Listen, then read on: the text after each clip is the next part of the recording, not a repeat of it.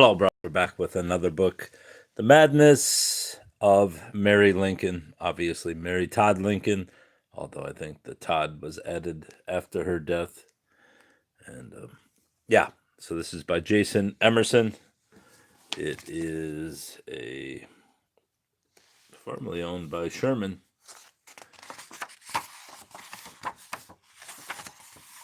Southern Illinois University Press book, Carbondale, a 2007 book.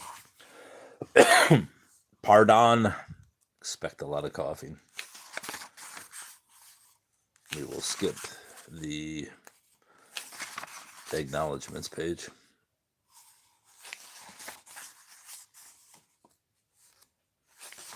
And get right to The Madness of Mary Lincoln. Introduction. Let me grab a book. Introduction. Nearly every discussion of the life of Mary Todd Lincoln, wife of Abraham Lincoln, culminates in the question, was she really crazy? From there, the discussion inevitably moves towards the juxtaposition of the two theories of her insanity case. One, she was mentally ill, and her loving son, Robert, committed her to a sanitarium in 1875 because he felt it was his duty, difficult as it was, to keep her safe from herself as well as from others. Two, she was the sane victim of a male chauvinist society that sought to shut away her embarrassment to the Lincoln legacy, while the cold-blooded and rapacious Robert was politically and monetarily motivated to incarcerate her against her will. But how does one decide which theory is correct, and based on what evidence? Does that do anything? This is one of the more intriguing historical debates within the world of Lincoln scholarship. It concerns not simply the question of Mary Lincoln's sanity versus insanity, or the fact or fiction behind her words and actions, but also the possible impact her personality and disorder may have had on Abraham Lincoln, the reason her oldest son had her committed, and whether it was maliciously or altruistically motivated. The impact of medications and spiritualism on people and their physicians during the late 19th century, and the diagnosis and treatment of mental illness during the same period in American history. These questions have been debated for decades. Many of these issues were seemingly put to rest in 1986 with the publication of Mark E. Neely and R. Gerald McMurtry's book, The Insanity File, The Case of Mary Todd Lincoln, which was intended to be the complete documentation of the insanity episode. It was based on Robert Lincoln's personal documentary record of the entire affair, which he tied with a pink ribbon and labeled MTL Insanity File. Illinois State historian James T. Hickey discovered the file in Robert Lincoln's bedroom closet at his Vermont home in 1975. Neely and McMurtry's book, however, only led to deeper entrenchment for advocates of both sides of the insanity debate. Now, a new examination and interpretation of the insanity case is possible. New documentation has been found in previous documentation freshly reconsidered that make it necessary to examine the events surrounding Mary Lincoln's insanity case once again. In early 2005, while in the midst of research on Robert Lincoln, I discovered the so-called lost insanity letters of Mary Lincoln. The story of my discovery is detailed in Chapter 10. These letters detail the long and intimate correspondence between Mary Lincoln and Myra and James Bradwell, Mary's legal advisors and the people most responsible for securing her release from the sanitarium. Hello, Brobs. The letters were known to have existed but never found. It was assumed Robert Lincoln destroyed them, not only because they proved so elusive, but also because he had previously admitted attempting to destroy all his mother's correspondence from the insanity period. Many historians tried and failed to find the letters, which only added to their mythos. W. A. Evans wrote in 1932, "It is to be regretted that we have nothing of the Bradwell correspondence except the tradition." Ruth Painter Randall, author of the seminal 1953 book Mary Lincoln, Biography of a Marriage, dismissed the lost letters in one sentence: "Her letters to the Bradwells have vanished." The compilers of Mary's life and letters, Justin and Linda Turner, wrote in 1972, "None of Miss Lincoln's letters to the Bradwells remains, and there is reason to believe Robert had theirs destroyed. So damning were they to him." Ida Tarbell, a biographer of Abraham Lincoln, learned of the Lincoln Bradwell letters during an interview with James Bradwell, but never mentioned them in her writings. The administrators of the Abraham Lincoln Presidential Library and Museum found the mystery of the lost letters so intriguing they included mention of them in the museum's 2005 Ghosts of the Library presentation. When I tracked them down, the letters had been stored unknown for 40 years in an attic in a steamer trunk previously owned by Frederick M. N. Towers, Robert Todd Lincoln's attorney. Sounds highly suspicious. The trunk contained hundreds of documents, mostly from the early 20th century, neatly arranged and indexed, concerning the business and family affairs of Robert Lincoln and his family. Hello, Brobs. Within this mass of materials lay also the Lost Insanity documents. There were 20 previously unseen and unpublished letters written by Mary Lincoln in the trunk, complemented by 5 other unpublished letters from various authors regarding the insanity case. See Appendix 1. No. Included as well was the entire documentary record of how and why the letters had been acquired from a granddaughter of the Bradwells by Robert Lincoln's widow, Mary Harlan Lincoln. The story of Mary Harlan Lincoln's acquisition and eventual suppression of the letters, as well as their subsequent preservation, is discussed in Chapter 10. That story is based not only on the materials in the Towers Lincoln trunk, but also on the personal papers of the Bradwell family, still privately owned by a relative, and other previously unknown materials found in several public archives. The lost letters offer numerous new insights into Mary's mental and physical condition before, during, and after the 1875 insanity episode, on the actions she took to secure her freedom from the sanitarium, on the opinions of her family and friends of her incarceration, on her friendship with and dependence on the family of Myra Bradwell, on the estrangement between Mary and her son Robert as a result of the insanity episode, and on her life in Europe after her release from the sanitarium. Prior to the finding of these letters, only 11 letters written by Mary Lincoln were known to exist for the period 1874 to 1875. This cache adds 8 more letters for this time period, but also includes letters from 1872 to 3 and 1876 to 78. This is important because, as the compilers of Mary's collected letters wrote, letters written by Mary Lincoln in the period between 1871 and 1876 today are the rarest of items, while nearly all extant letters from 1877 until her death in 1882 were merely about financial matters.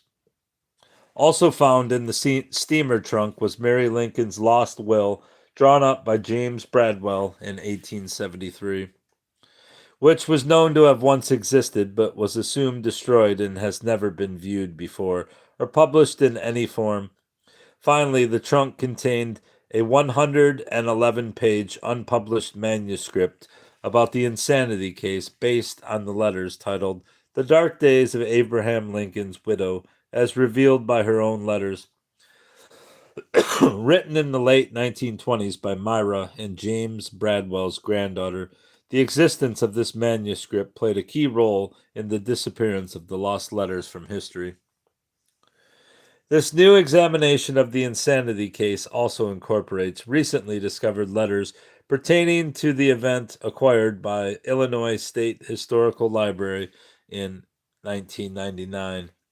Those letters, written to Mary Lincoln's physician, Dr. Willis Danforth, and her friend, Professor David Swing, revealed that she was more engaged with people than had been previously assumed, fueled a theory that she had a chemical dependence on chloral hydrate, and offered insights into her psychotic delusions. The letters were published in the Journal of Illinois History in 2003, but have never been given a wider audience nor incorporated into a book length examination of the insanity case. This newly discovered material fills enormous gaps in the insanity story. There currently are two books in print that offer detailed examinations of the case: Neely and McMurtry's Insanity File, published in 1986, and Mary Todd Lincoln, a biography by Jean H. Baker, published in 1987. Come on. Let's turn the page, buddy. It's not that hard. Both books were based upon Robert Todd Lincoln's personal insanity file, which documented the case but had, up until that time, never been seen or published. Interestingly, while both books used the same source, they offered radically different interpretations and antithetical conclusions as outlined above. Maybe I should move that so I get more light. There we go. The authors of neither of these books had access to the 7 letters about the insanity event donated to the Illinois State Historical Society in 1999, nor did they have access to the 25 letters I discovered and the story of their suppression. Added to the new evidence included in this book are various contemporary newspaper articles, journal articles, and book excerpts written since 1987, which also shed new light on the insanity event. Some of the most interesting and pertinent articles include psychiatric diagnoses of Mary Lincoln written by experts who examined the historical records, as well as physiological examinations of Mary Lincoln that consider how her physical health may have contributed to her mental health, or perhaps even created misinterpretations of her symptoms. These analyses have been ignored in the historiography. A necessary addition also to this fresh interpretation of the insanity case is a long overdue reconsideration of Robert Lincoln's motivations in taking the commitment action. Robert Lincoln has been a much misunderstood and largely ignored person in the Lincoln field, and the insanity case cannot be fully comprehended without attempting to understand the depths to which Robert and the rest of his family were pained and humiliated by this episode. A fresh look at the life and papers of Robert T. Lincoln show that he was not a fiend, not an apathetic aristocrat, but a dutiful son whose actions were taken to best protect his mother from her own demons. I have been studying Robert Lincoln's life for the past 4 years and have found numerous letters, documents, and newspaper articles previously unknown and unpublished that further illuminate his life and motivations and add great depth to the insanity debate. Robert's letters show that he suppressed the insanity case not only because it embarrassed him, but also because he had no love for or trust in journalists and historians, whom he considered inveterate liars and hacks. He feared what would be written about his mother if her words in these letters, words that he deemed morally illicit due to her mental state when she wrote them, were ever made public. Robert's extreme Victorian sense of family privacy, as well as his sense of manly duty to preserve and protect the memory and legacy of Abraham Lincoln, could not allow such misinterpretation to occur. Some people may question the propriety of publishing these long lost letters. After all, the known history, as well as the concomitant Documentation found with these items proves beyond a doubt that Robert Lincoln did not want this material published. To continue their suppression, however, would be to fail to clarify the ongoing misinterpretation of an incomplete story. Robert Lincoln's preservation of the insanity case documentary record only could have been intended for the elucidation of posterity, as his personal insanity file already has been viewed and utilized in previous works. I think he would want, yeah, sure he would. I think he would want this newly uncovered evidence added to the story, and especially my book. I think he would want this newly uncovered evidence added to the story. One of the many reasons for that the insanity case has been so misunderstood is the paucity of primary materials related to it, and more specifically, the lack of any understanding of the main protagonist in the episode, Robert T. Lincoln. Lastly, the majority of historical examinations fail to study the insanity case within the context of Mary's life and instead view it in a vacuum. The signs of her mental illness began long before her 1875 commitment, even before Abraham Lincoln's assassination on April 14th, 1865, which Mary's contemporaries generally considered her breaking point. Looking at Mary's early life, one can discern early manifestations of manic depressive illness, now called bipolar disorder, with symptoms of depression, delusions of persecution, poverty, and various somatic ailments, hallucinations, inflated self-esteem, decreased or interrupted sleep, mood swings, and extravagant spending, monomania. These early manifestations later developed into full-blown manic depressive episodes, with the above symptoms usually magnified, as well as threats of physical violence against others and attempts at suicide.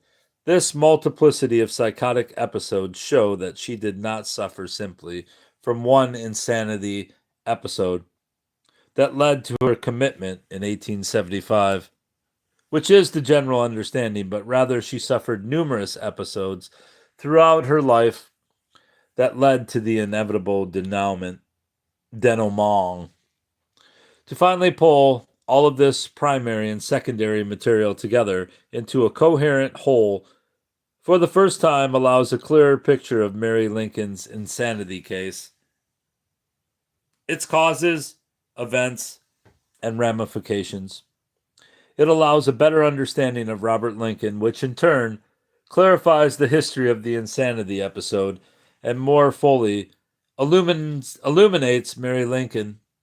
It chases away the shadows of innuendo, conjecture, and bias that have long shrouded the general perception of Mary's post-assassination life and permits us to see her not as a pathetic, ranting lunatic with wild eyes and unkempt hair, but as a sympathetic figure, sitting alone in a darkened room, whose intellect and emotions were overwhelmed by mental illness and whose life was so tragically marred by pain and loss.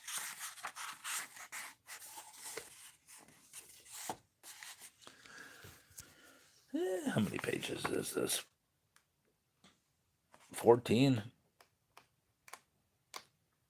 More like 12 and a half. All right, I guess I'll do it. Chapter 1, Much Like an April Day. On Wednesday, April 12th, 1865, President Abraham Lincoln wrote a playful yet tender note to his wife, notifying her that he would join her daily carriage ride on Friday, the 14th. It was a pleasant spring day, and the Lincolns, who rode alone at the president's request, discussed their plans for life after his presidency. They would travel across America to visit California, then to Europe, and Lincoln particularly wanted to visit Jerusalem. They considered whether to return to their house in Springfield, Illinois, or live in Chicago upon Lincoln's retirement from the White House. During the drive, he was so gay, Mary said, that I said to him laughingly, "Dear husband, you almost startle me by your great cheerfulness," he replied. "And well I may feel so, Mary. I consider this day the war has come to a close." The Lincolns continued the blissful closeness of their afternoon carriage ride at Ford's Theater that night, watching a performance of Our American Cousin in the company of Clara Harris and Major R. Henry R. Rathbone. Mary was supremely happy and she smiled and leaned onto her husband several times. What will Miss Harris think of my hanging on to you so? She whispered contentedly to her husband. She won't think anything of it, the president replied. When John Wilkes Booth fired the fatal shot into Lincoln's brain during Act 3, Scene 2, Mary Lincoln was holding her husband's hand. The president is shot, she shrieked as Booth leaped to the stage from the 12-foot high box and cried, Sic semper tyrannis. As soldiers, civilians, and physicians crowded into the presidential box, Mary Lincoln pleaded with Dr. Charles Leal, Oh, doctor, do what you can for my dear husband. Do what you can for him. Lincoln's body was carried across 10th Street to the Peterson House, while the stunned First Lady followed. 21-year-old Captain Robert Lincoln just returned from the surrender at Appomattox Courthouse, and visiting with his friend John Hay in the White House was sent for, and he arrived at the Peterson House not long after. While Secretary of War Edwin M. Stanton directed the machinations of the government manhunt from a side room of the Peterson House, Mary Lincoln was alternating between weeping at her husband's side and wailing in the front parlor. Why didn't he shoot me? She shrieked when she saw one acquaintance. Why didn't he shoot me? Clara Harris, covered in her fiance's blood from his arm wound caused by Booth's dagger, tried to comfort the First Lady, but every time she approached, Mary would look on her with horror and scream, Oh, my husband's blood, my dear husband's blood. Robert comforted his mother during this period, and at times stood vigil in the death room, seeking his own comfort from Senator Charles Sumner. When Lincoln finally breathed his last at 7:22 a.m. on April 15, Mary Lincoln's grief was inconsolable. Robert escorted his mother back to the White House, where they reunited with the youngest Lincoln boy, Tad, who had been at the National Theater that night watching a children's play. Returning to Mrs. Lincoln's room, I found her in a new paroxysm of grief, Mary's seamstress, Elizabeth Keckley, later wrote. Robert was bending over his mother with tender affection, and little Tad was couched at the foot of the bed with a world of agony in his young face. Keckley was with the Lincolns in the White House during those dark post-assassination days. She watched as the first family became adjusted to their new reality, especially the relationship and reactions of Robert and Mary. Robert was very tender to his mother in the days of her sorrow. He suffered deeply, as his haggard face indicated, but he was ever manly and collected when in the presence of his mother. President Andrew Johnson allowed Mary Lincoln much latitude in her bereavement as to when she would move out of the White House. She did not vacate the house until more than 1 month after the assassination. On May 22nd, 1865, Mary and her boys left to begin a new life in Chicago.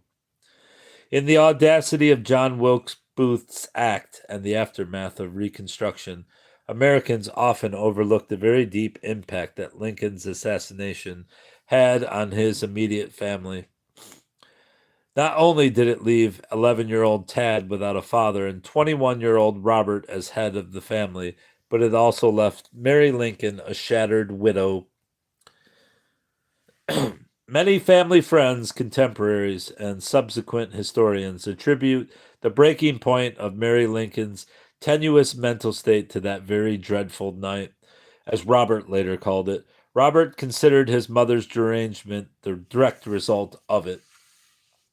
Mary Lincoln herself wrote only 7 months after the assassination, When I reflect, as I am always doing, upon the overwhelming loss of that most idolized boy, her son Willie, in 1862, and the crushing blow that deprived me of my all in all of this life, Abraham, I wonder that I retain my reason. and live. Yet, upon a deeper look into Mary Lincoln's life, it becomes evident that her peculiarities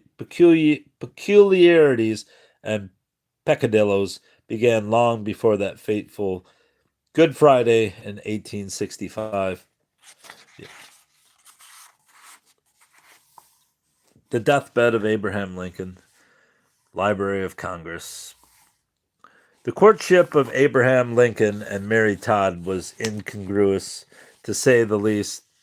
The rich and aristocratic Todd family of Lincoln, I can't even talk. The rich and I can't say it.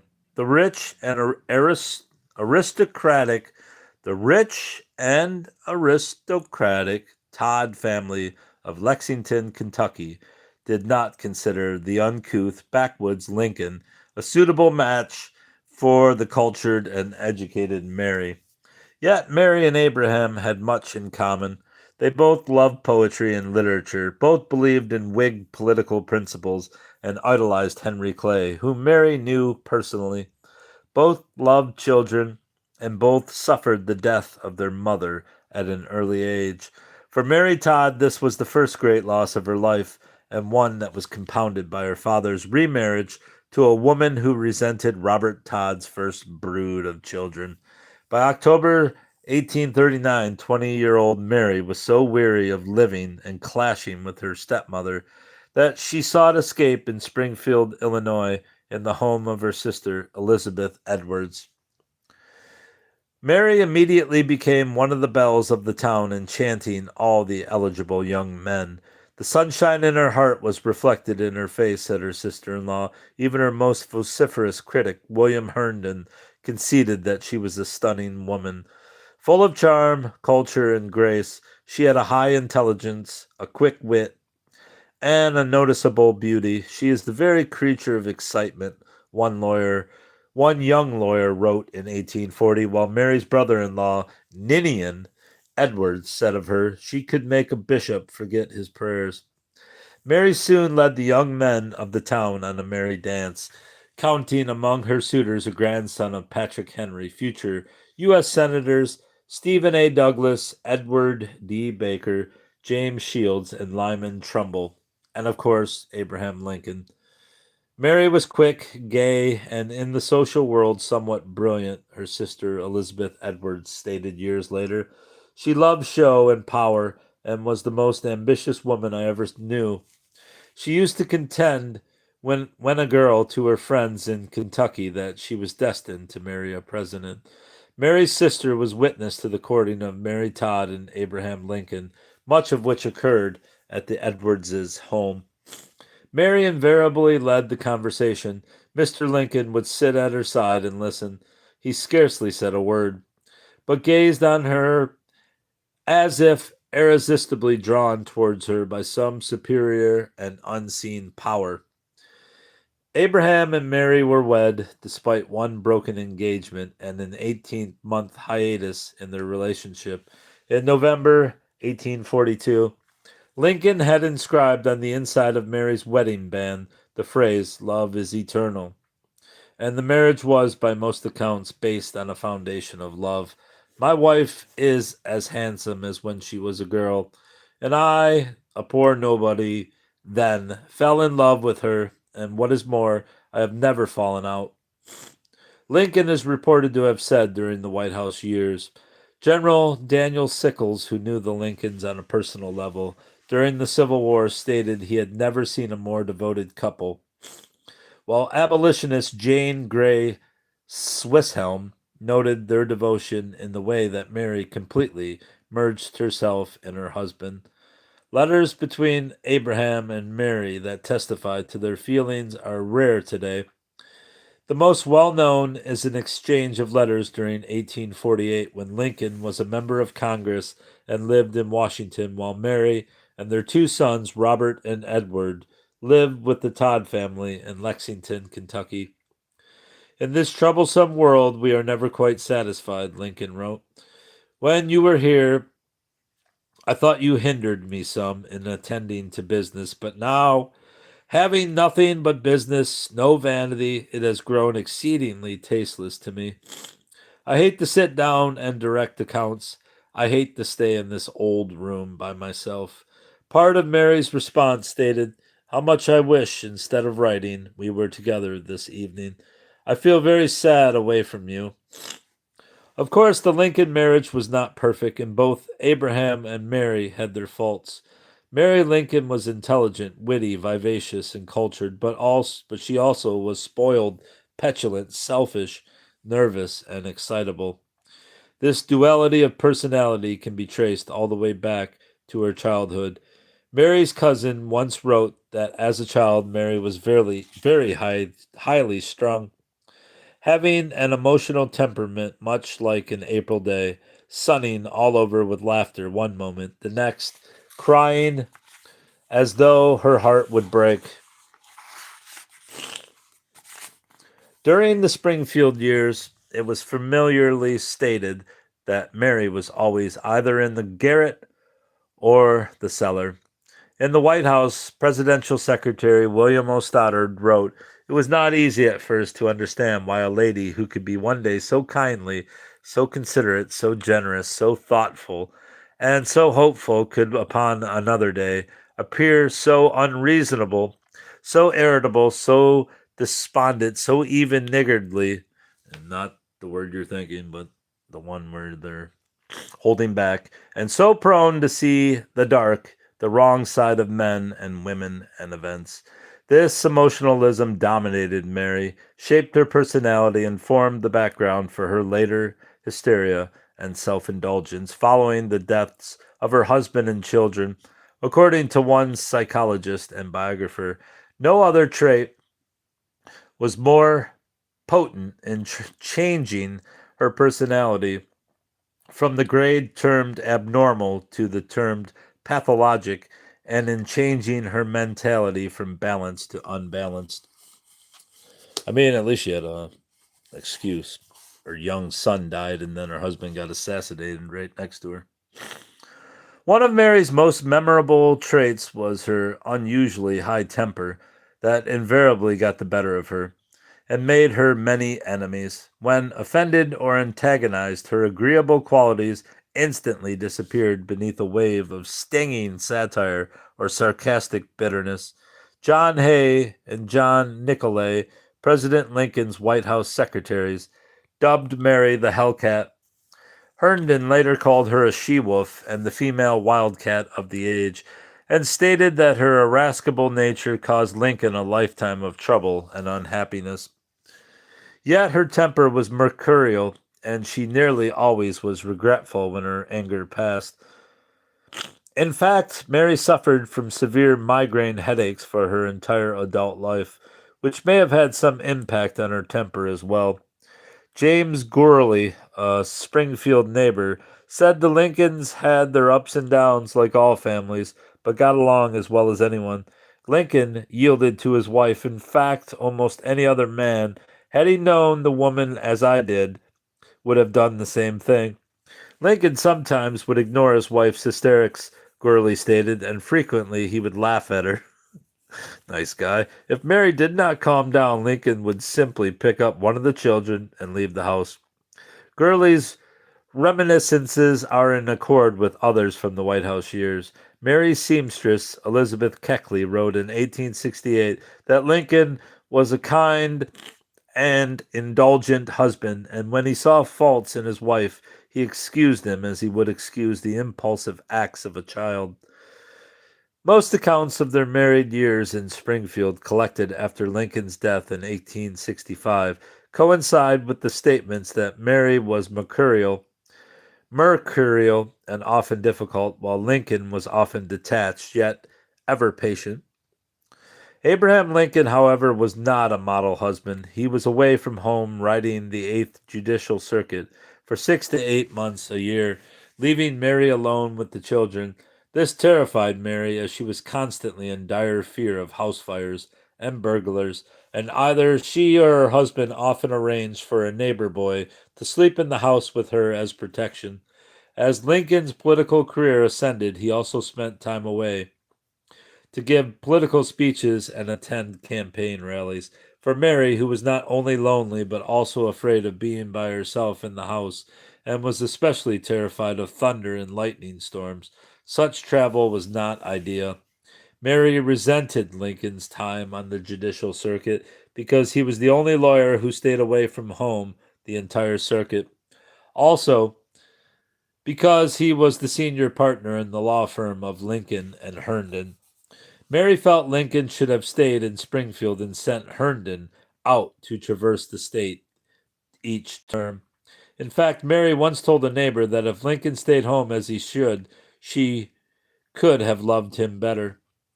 But even when Lincoln was home, he still was a difficult husband for Mary. Lincoln was busy and often distracted by politics and work. He eschewed normal social graces such as wearing appropriate attire both in and out of the house. He often said inappropriate things in public. Lincoln also was disrespectful to Mary as a homemaker. Lincoln often arrived late or not at all for dinner. He would bring friends home for dinner with him without notifying Mary. He was indifferent to food and never complimented her on her cooking. As Joshua Wolf Schenck characterized their relationship in his acclaimed study of Lincoln's melancholy, the Lincoln's marriage had barrels of difficulties, exacerbated by her volatility and his withdrawal. Abraham Lincoln's psychological influence on his wife cannot be ignored. His love and patience were the perfect anodynes for her volatile temper and erratic emotionalism. When one teased about his wife's tantrums, Lincoln replied, "If you knew how little harm it does me and how much good it does her, you wouldn't wonder that I am meek." Lincoln was not weak in this regard, simply indulgent and patient, even parental. Oh my God, what is this? I can't read that, you fucking gremlin. As Michael Burlingame has shown, Lincoln assumed the role of father surrogate to Mary, someone to indulge, love, and protect her.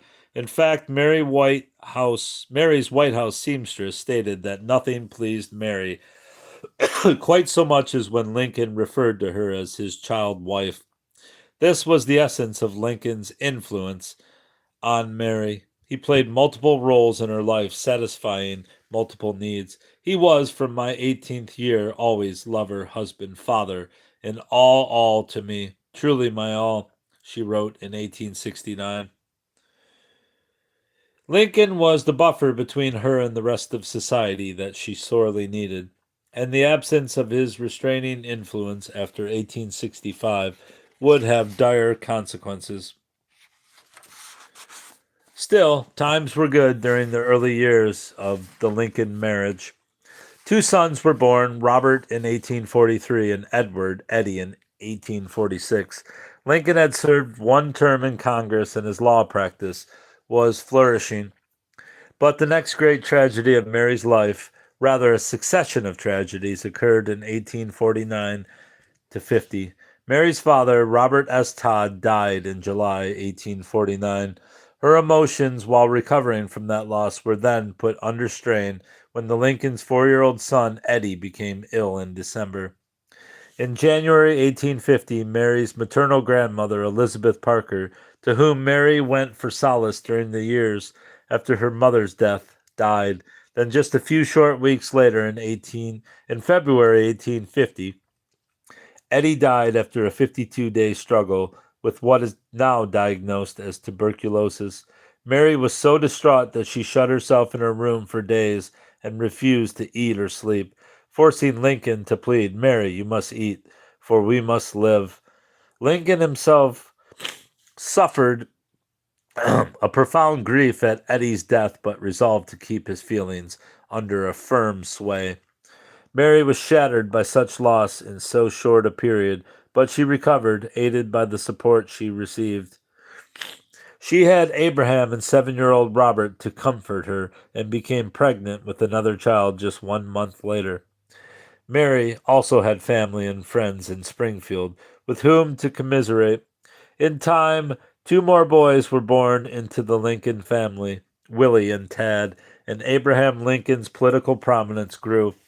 Despite this success causing Lincoln to be absent more frequently, Mary was extremely proud of her husband and just as ambitious. She reveled in his growing notoriety.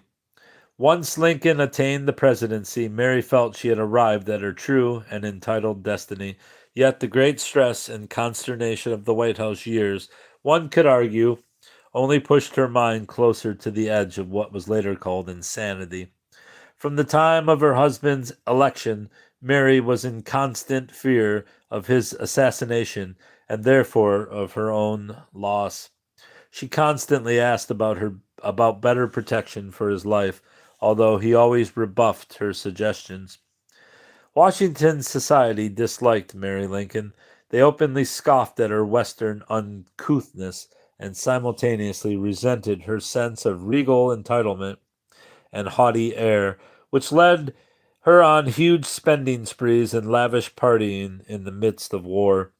Mary also was disparaged for her inordinate greed, coupled with an utter lack of sense of propriety, which manifested itself in her easy willingness to accept gifts for her influence with the president and in her susceptibility to the most obvious flattery.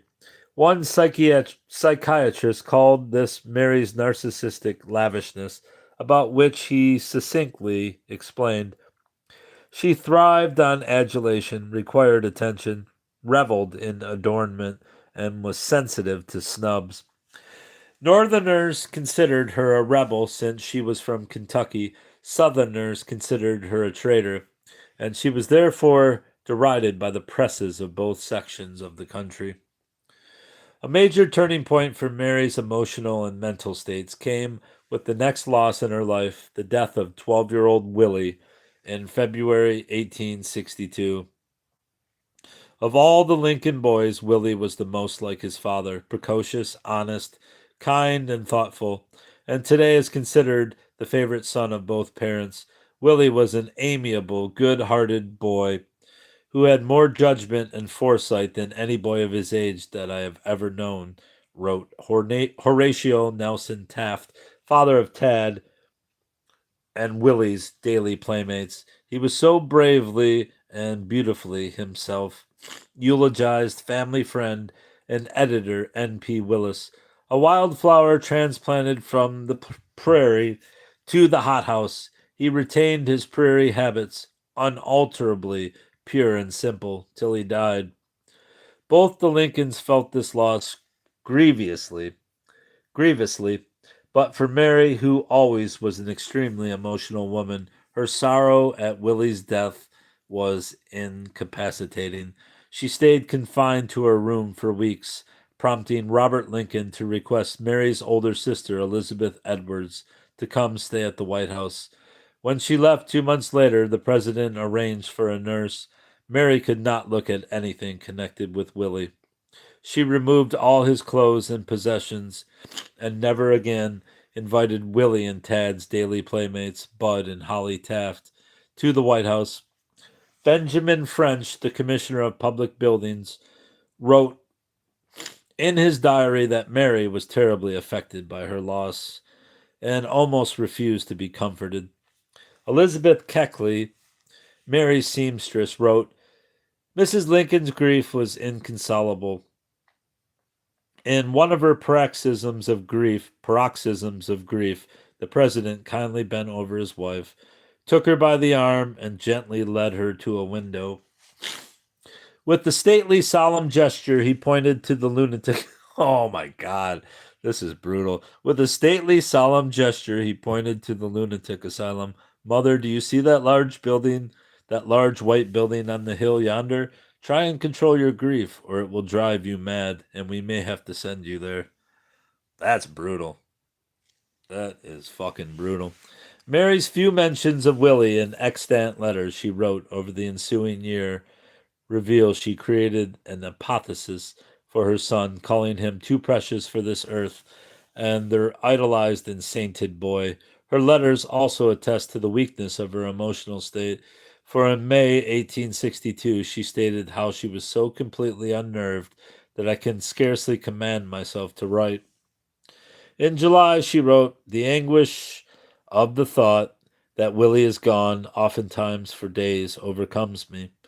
By the first anniversary of Willie's death, Mary still was crushed, showing what psychiatrists call an exaggerated grief reaction in her hypersensitive and sustained response to her son's death. Only those who have passed through such bereavements can realize how the heart bleeds at the return of these anniversaries, she wrote.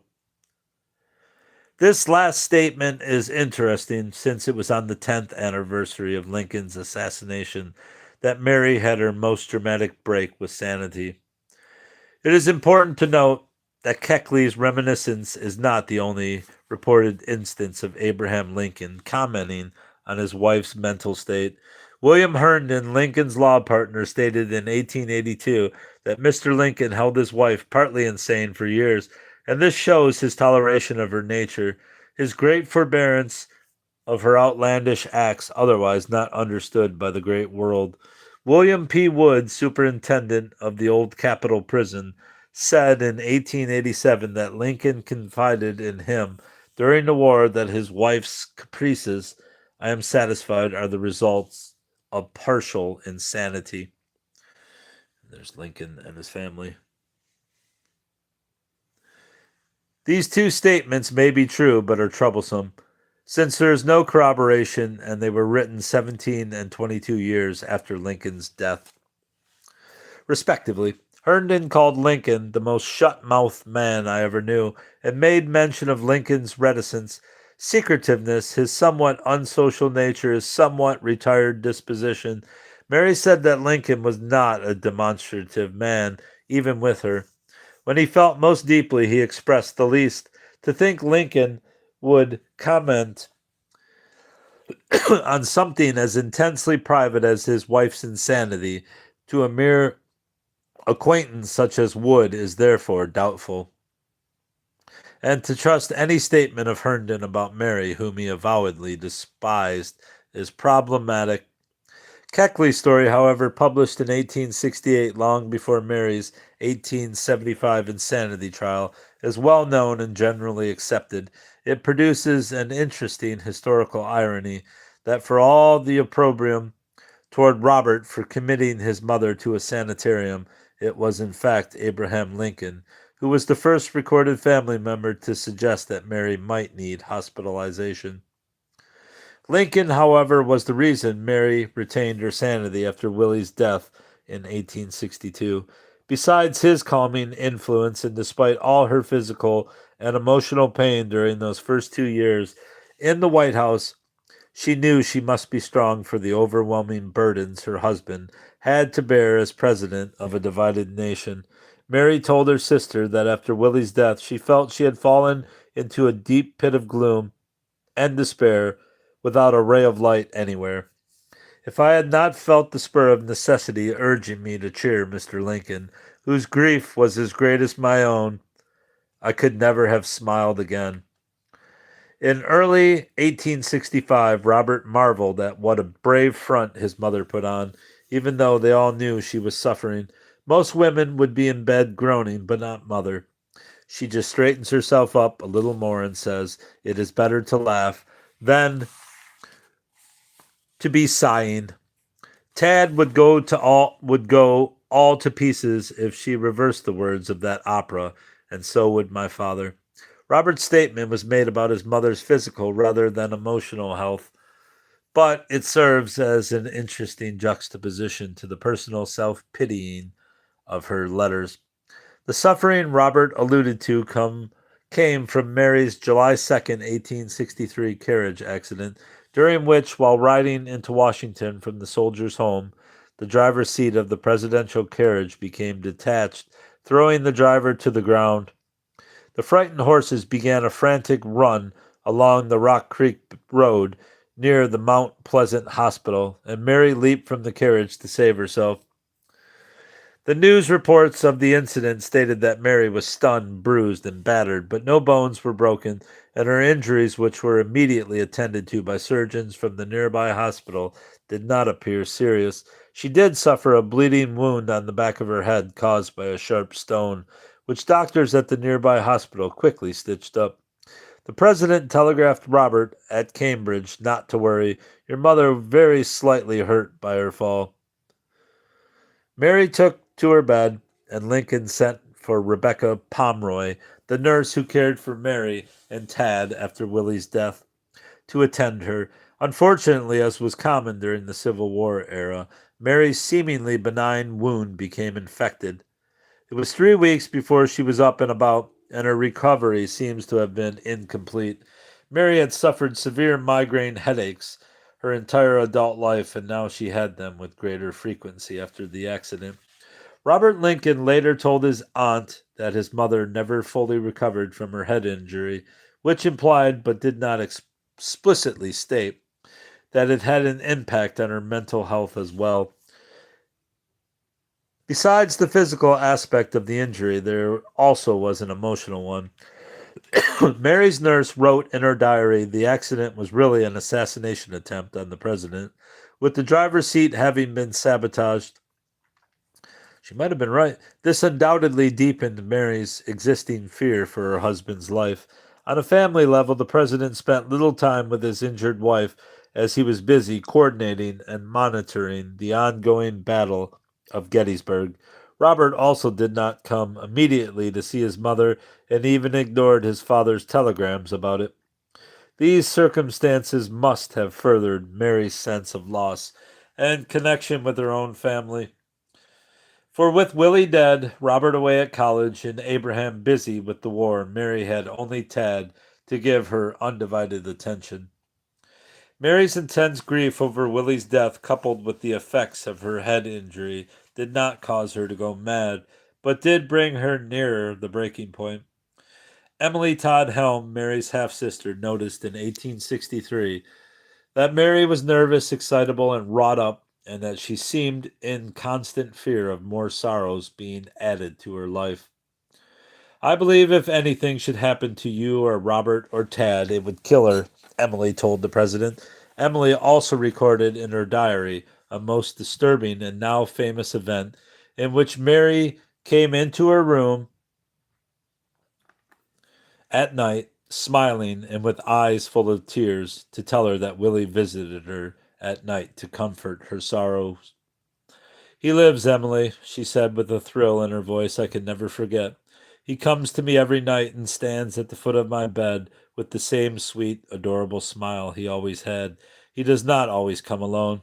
Little Eddie is sometimes with him, and twice he has come with our brother Alec. He tells me he loves his Uncle Alec and is with him most of the time. You cannot dream of the comfort this gives me. When I thought of my little son in immensity, alone, without his mother to direct him, no one to hold his little hand in loving guidance, it nearly broke my heart.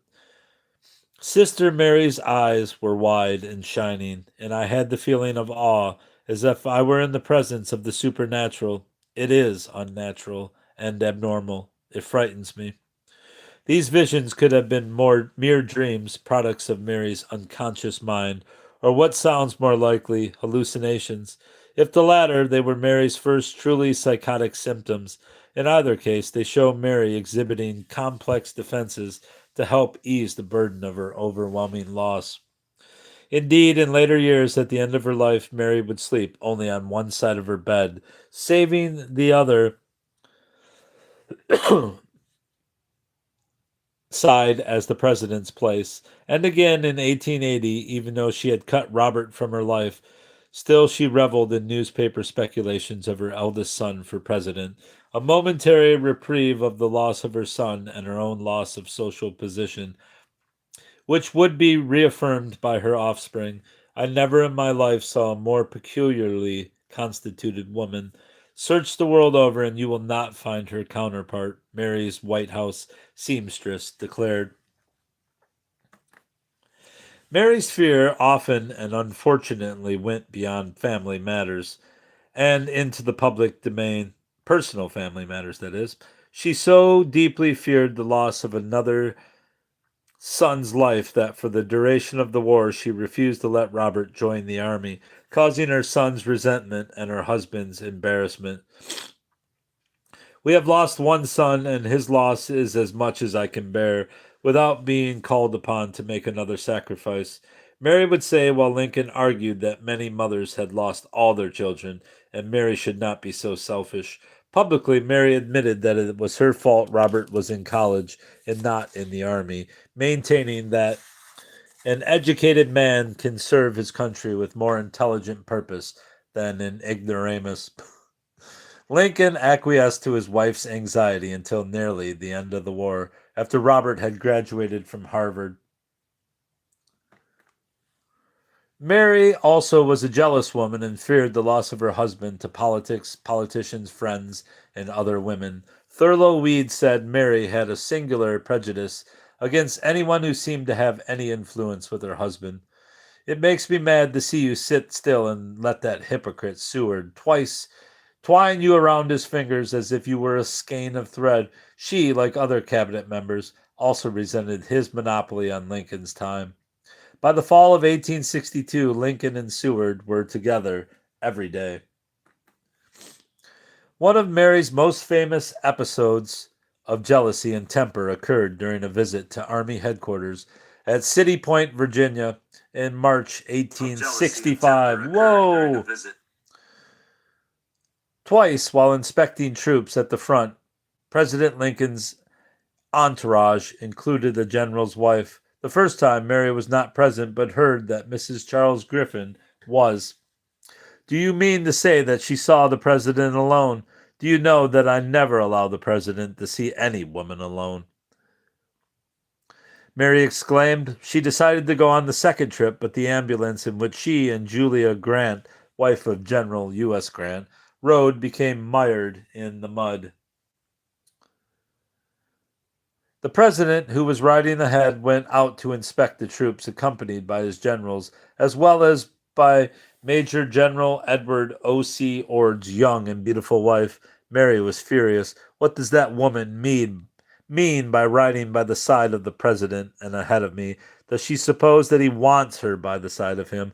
At the front, Mary unleashed such a verbal harangue on Mrs. Ord that the younger woman broke down in tears. She also unleashed her venom on Mrs. Grant and later on her husband at a military staff dinner.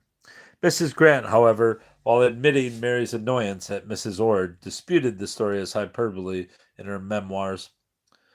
And Generals William Tecumseh Sherman and Horace Porter, both present during the incident, make no mention of any such harangue in theirs. In 1864, both Abraham and Mary were worried about the prospects of Lincoln's re-election to the presidency. Also, there were Robert's continual requests to join the army, which terrified Mary. The souls of President and Mrs. Lincoln, at the pinnacle of their ambition, were filled with weariness, wrote one historian. But by November, Sherman had captured Atlanta and began his march to the sea. Sheridan had cleared the Shenandoah Valley. Grant had Lee under siege at Petersburg. And Lincoln was overwhelmingly reelected. As the military victories accumulated, both the president and Mary grew happier. On April 9th, Lee surrendered. The next day, rejoicing in victory, Mary wrote, if the close of that terrible war has left some of our hearthstones very, very desolate, God has been ever kind and merciful in the midst of our heavy afflictions as nations and as individuals. Just 5 days later, Mary would be blaming the same God for his unjust afflictions, as she well should have. And that's going to be all. This motherfucker's getting banned. Don't you ever post that kind of shit here. Don't you ever.